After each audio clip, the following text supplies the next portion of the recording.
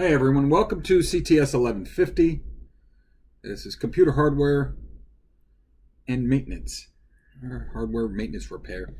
And essentially what I'm covering in this course is one of the two A+ certification exams, or the concepts involved in those exams, or that one particular exam. The other exam I cover in CTS1110,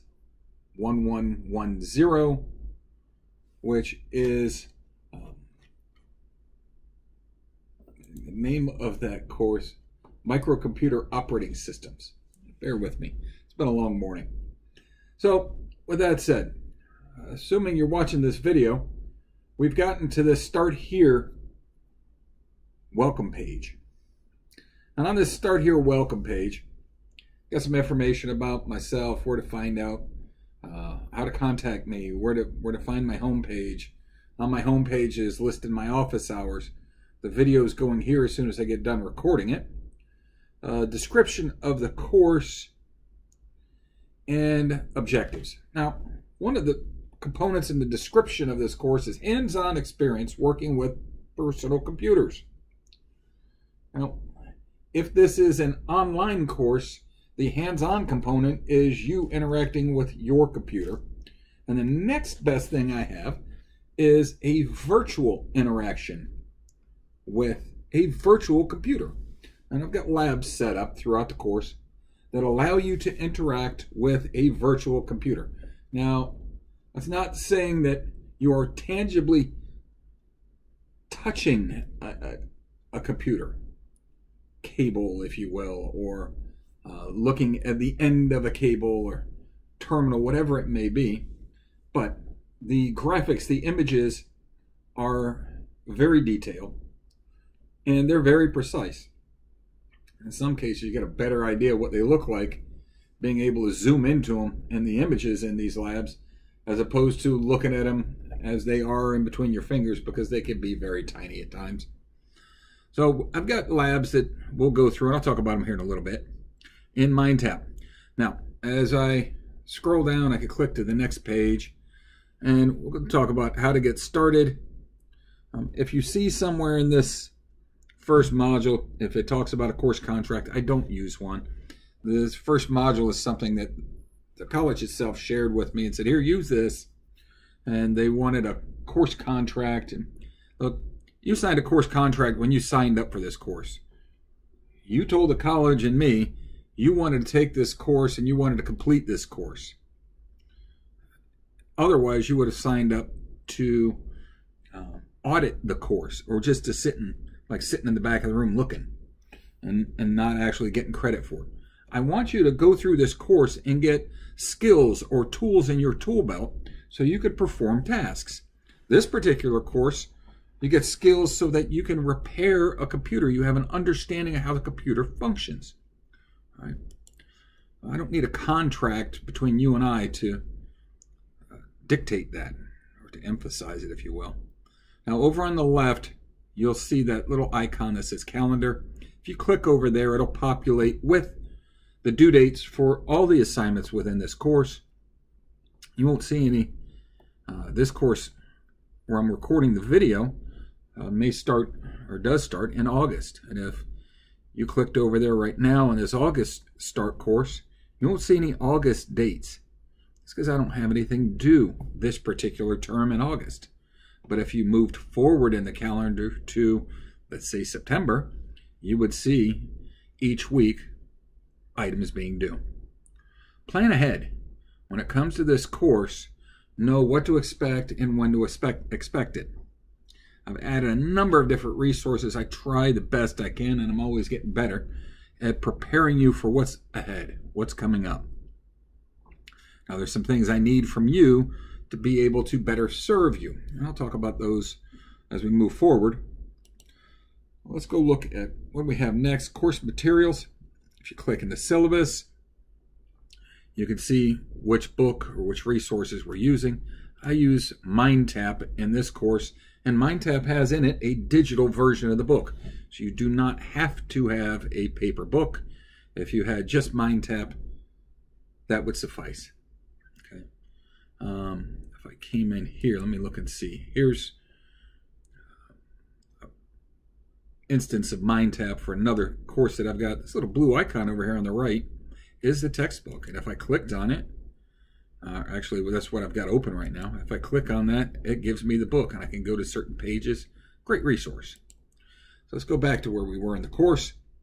On the left, we're in Canvas now. We're not using Blackboard at the college anymore.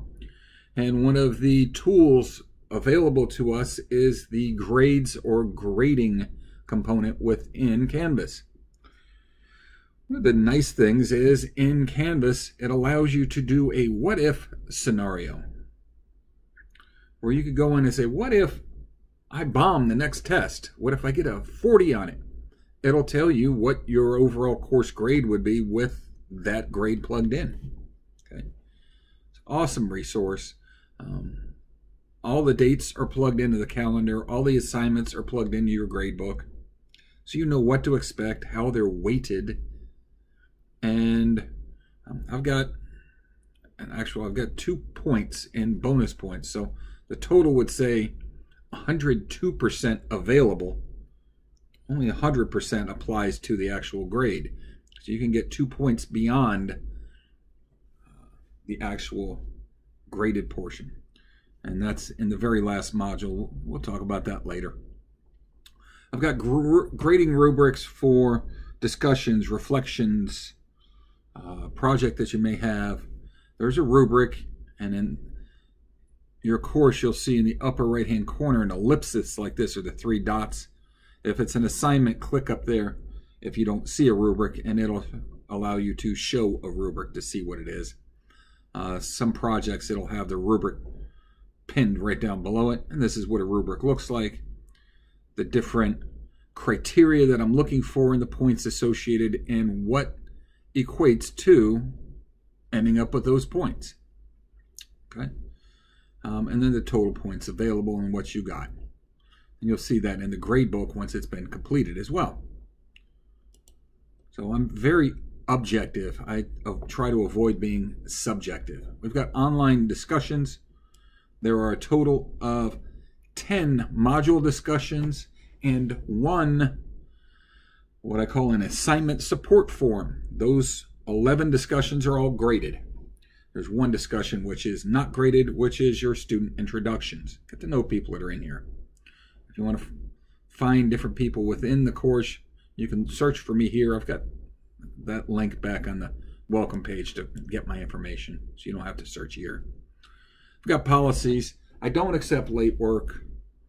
And since I don't accept late work, and I've got a number of policies, they're all posted in the syllabus, but since I don't accept late work, I've got what I call a had a bad day policy. I dropped the lowest 5 assignments from Mindtap. There's Mindtap exercises or labs. I dropped the lowest test score, 1 lowest discussion score, and 1 reflection score. So let's say you had a bad week. I think on average, the modules have about 5 or 6 labs. So if you had a bad week, this is the equivalent of dropping an entire week's worth of work. Okay. Rather than, oh, can I go make this up? And, oh, professor, can you go regrade everything that you already graded because I didn't do it in time? No, it's not fair to either one of us. Okay. The calendar has the due dates, what's due when it's due.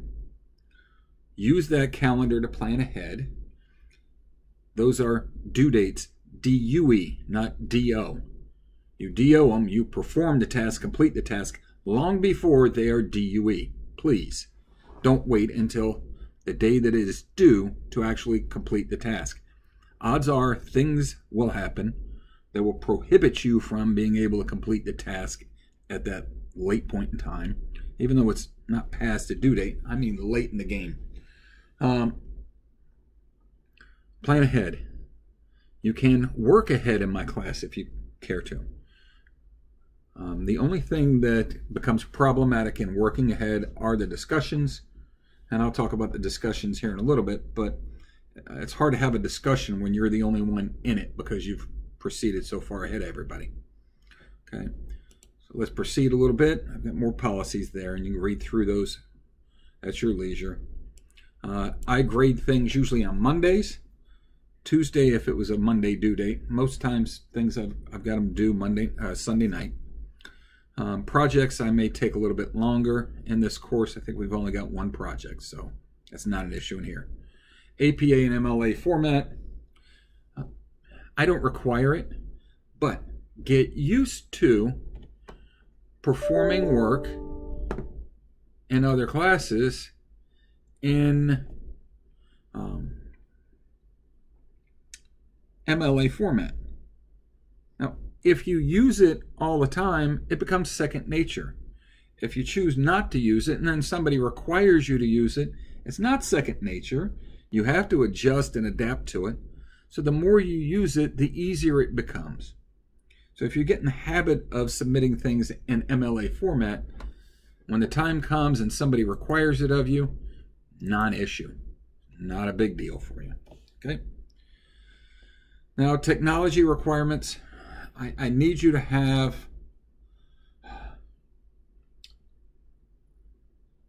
one of the assignments in this course is a project where you have to document system components, what a system's made up of. You can do that with a Mac, PC, whatever it may be.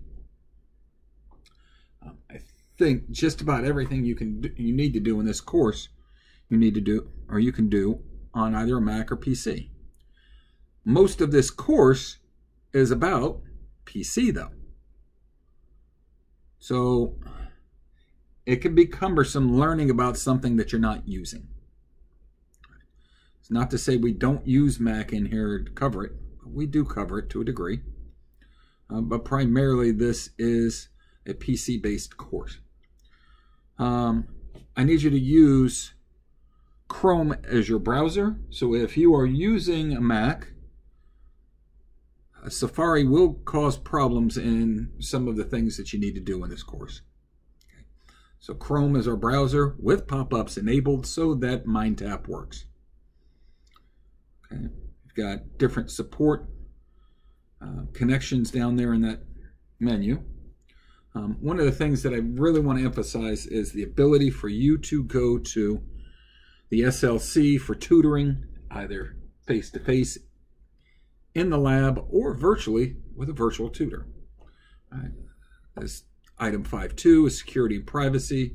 We'll watch the video and go through that. I'm not going to go into detail on everything, but some things I'll go into far more detail than you see. Here's different privacy and accessibility policies. You can review any of those that apply to you. We've got a cybersecurity lab if you choose to use it. Our cybersecurity lab is in the bachelor's building on the Lake Worth campus. It's not a virtual lab, it's a hands-on lab. Okay, the policies are there in that PDF. And we've got different student support services available to you and links to each on this page here. Now, I'm adding to this online student success tips as this term goes on. And this is what we're starting out with now, but part of what I'm expanding it with are the results of the reflections from both prior students and you. Okay. So I'll talk about those reflections here shortly. I need everybody to complete this ELO 1000. If you've done it before with the Blackboard focus, you need to do it again with the Canvas focus. I need everybody to do this. It takes approximately an hour, maybe a little bit longer to complete. There's no grade. There's no money associated with it. It's free. But I really hate to see you avoid this and then a couple of months from now say, well, I didn't know how to do that. Why didn't you know how to do that? It's covered in the ELO 1000. One of the things is how to access a Zoom meeting. Now, I've got courses that require Zoom participation. And if you didn't go through ELO 1000, you wouldn't know how to participate or set up your Zoom for your course. Okay. So this is a requirement, doesn't cost you anything other than the time, just over an hour or whatever. Okay, now with that said, I've got a module overview for each module.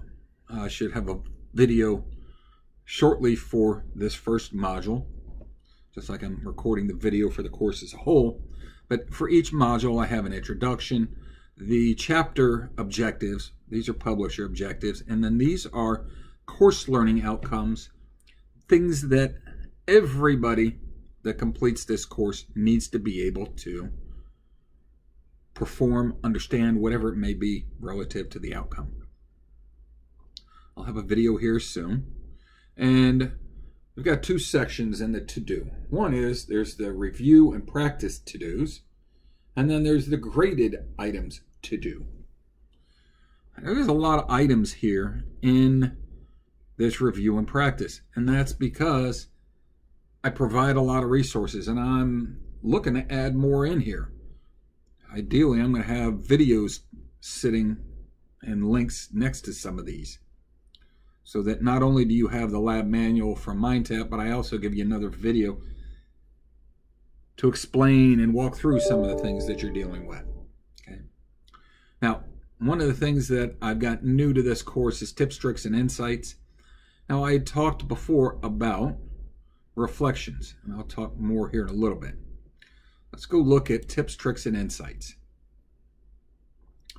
In past terms, I asked students to complete a reflection, just like I'm asking you to complete one. On a scale of 1 to 5, how difficult did you find this module to be?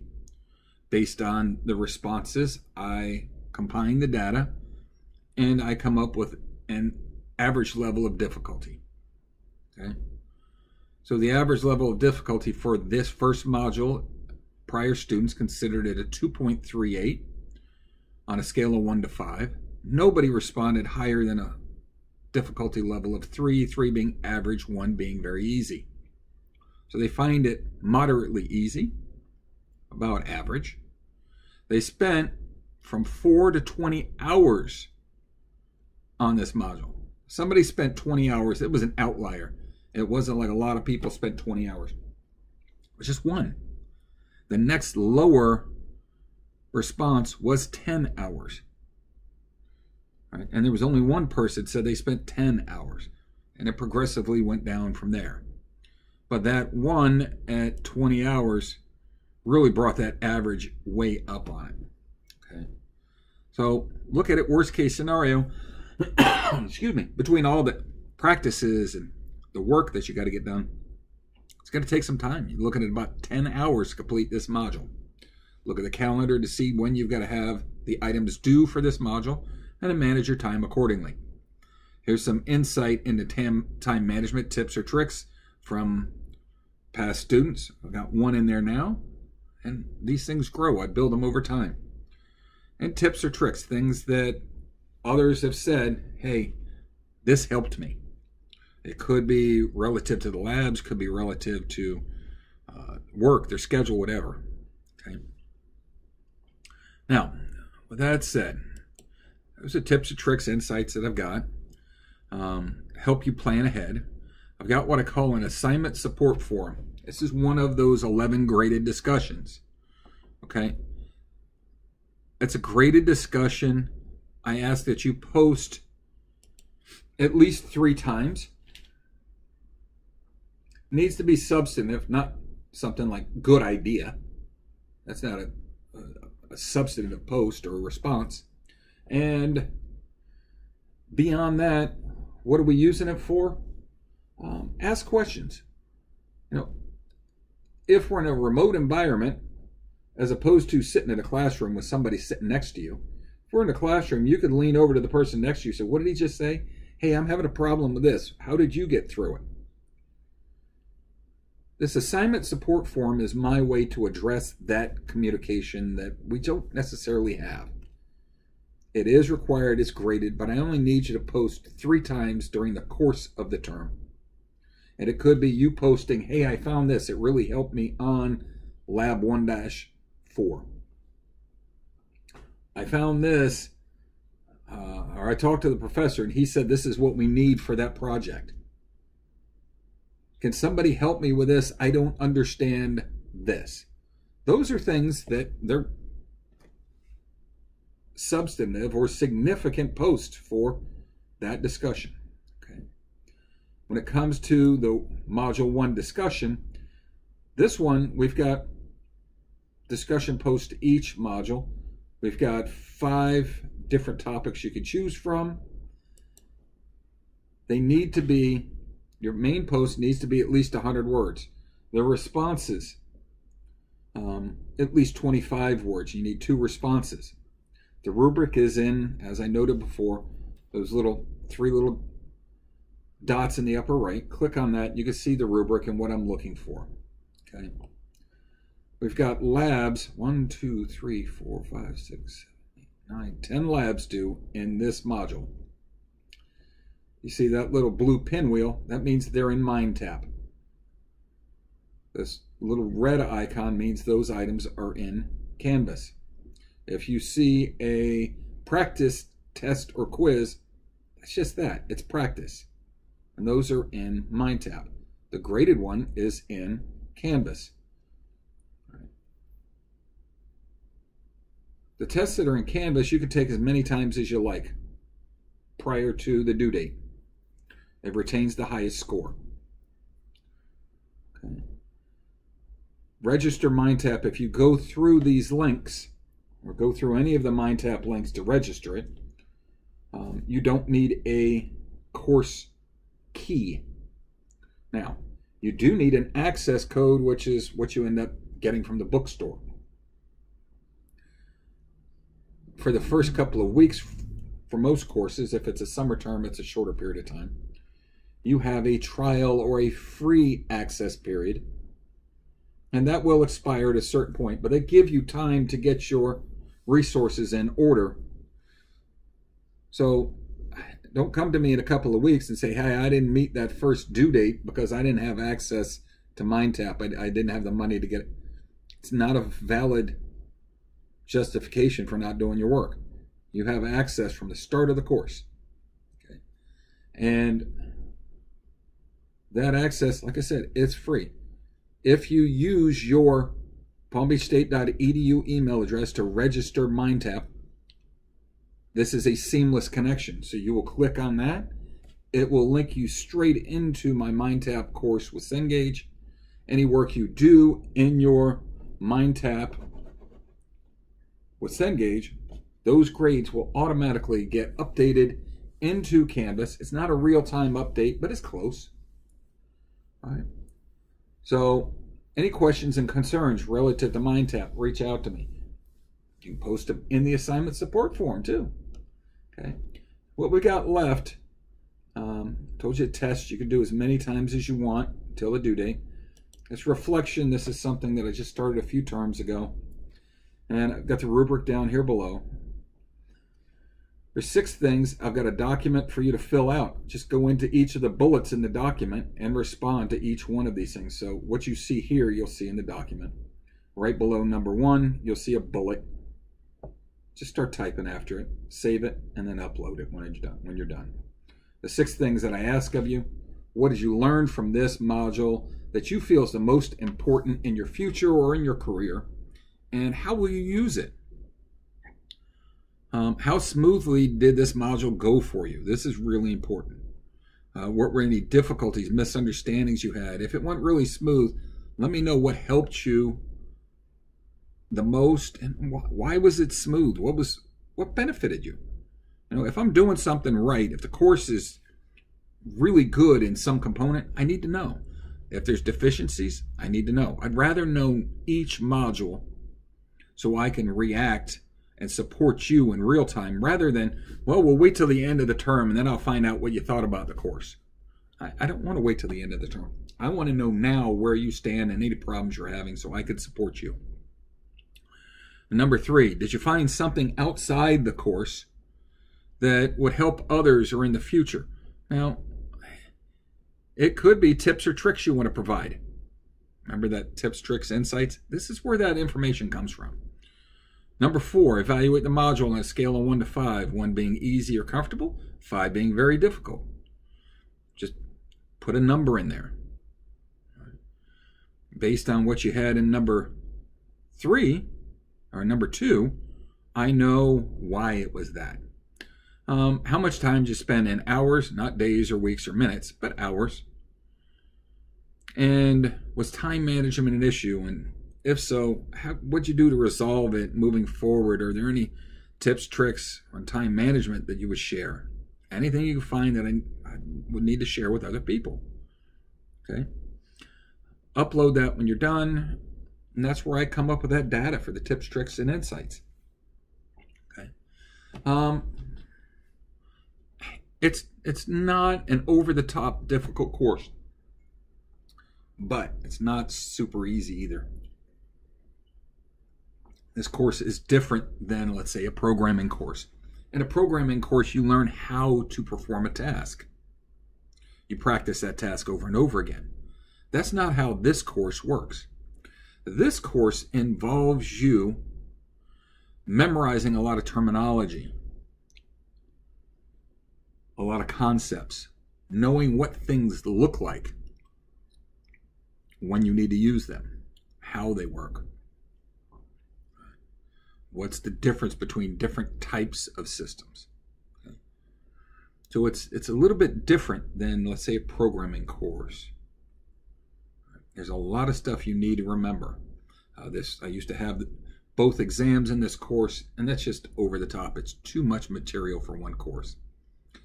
Having cut it in half, this being just the hardware exam portion of it, you should be able to get through the hardware exam if we cover everything we got to cover. Keep in mind the amount of time it takes to complete the tasks, or what prior students thought when it came to how much time they spent. I'll show you that one more time. So for Module 1, I'd suggest planning at least 10 hours of time, just to be safe. You may knock it out in 4. You may be that one outlier that uses more than 10 hours. But shoot for 10. If you plan ahead, plan for worst case scenario, and hope for the best, you're looking to have better things come out of it. Okay? So, I'll see you in the course. If you need to get hold of me, message me over here on the left. If you do, email me in palmbeachstate.edu email system. I've got in here email communication. I clearly explain, here it is, CTS1150 whatever it may be, the modality in the subject line. And then any exercises or whatever we're speaking about or discussing, please don't say the assignment. Be particular or specific in what you're saying. If it's Lab 1-5 and the name of the lab, because there may be more than one Lab 1-5. Okay? So the clearer and the more precise we are in our communication, the less confusion we may have. All right? So I'll see you in the course, and I'm looking forward to a great semester.